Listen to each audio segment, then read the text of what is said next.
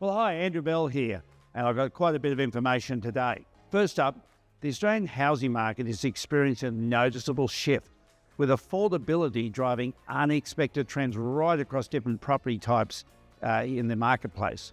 Affordable house prices growth is now outpacing the luxury market, first time it's done that for a while, whilst the exact opposite is occurring in the apartments market. In the affordable housing segment, the widening cost gap between a newly built home and existing homes has further influenced buyer behaviour.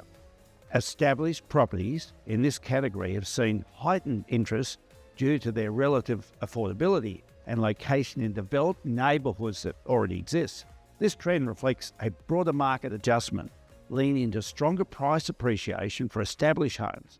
It's why I have highlighted a number of inner-city properties over the past couple of weeks, as this is an ever-strengthening component of our market. The apartment market presents a contrasting trend to the housing sector, with luxury units outperforming more affordable options in terms of growth. This disparity is primarily driven by downsizers, typically older or retirees, who are less sensitive to interest rate changes due to their substantial equity or ability to make cash purchases. These buyers are often willing to pay premium prices for spacious, high-quality apartments that offer comfort and convenience. Unlike the affordable housing sector, the luxury apartment market remains relatively unaffected by rising construction costs. While developers struggle to build cost-effective apartments due to financial constraints, the premium sector can absorb higher construction expenses as affluent buyers are prepared to pay elevated prices. This dynamic has led to a continued growth in the luxury apartment market, even as other segments of real estate face challenges now. Now, whilst we have noted a modest increase in building approvals, and I do emphasise building approvals, not construction, it's resulted in us hitting a 15-month high in that area. What is interesting in the new construction space is that detached houses, and remember, they're detached houses, now dominate, taking up 62% of all new dwelling completions. The apartment market is losing ground, down 23%, whilst townhouses is holding steady around 15%. Again, as mentioned above, it simply gets too expensive to supply new apartments at levels that deliver what we call affordable apartments. Even when developers try to present a feasibility for a new development, they cannot get valuers to support the sale prices they are needing to achieve to proceed with the construction. Banks are also nervous, if not simply rejecting the concept of financing developers in the affordable apartment market. The risks are just too high for a bank. Because of all of the risks, there are hardly any developers or their builders in the marketplace. And indeed, any that can manage to build are generally building very small complexes, which means it's really having no effect or no dent on the huge demand that exists. It's only the likes of Meriton that can build big complexes and, in a way, supply rapid development of affordable housing or apartments that make any difference at all.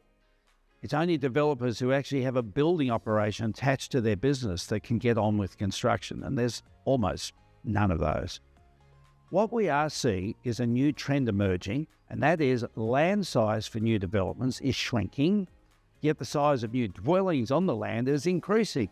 It's reflecting a growing appetite for more space, and otherwise what's been a market that's been generally geared towards smaller homes.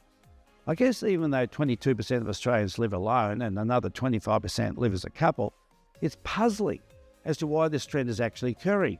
One might suspect that with the cost of construction, with people watching just how much they borrow, it's inevitable that this trend will reverse at some point. Well, moving on, bookings are really flowing on to be part of the event 2025. Many prospective sellers are reading the tea leaves and are feeling that this is the right time to capitalise on 4 strong years in price growth in the marketplace. Heads up, now don't get confused by a number of real estate offices on the Gold Coast that have used the event in their marketing.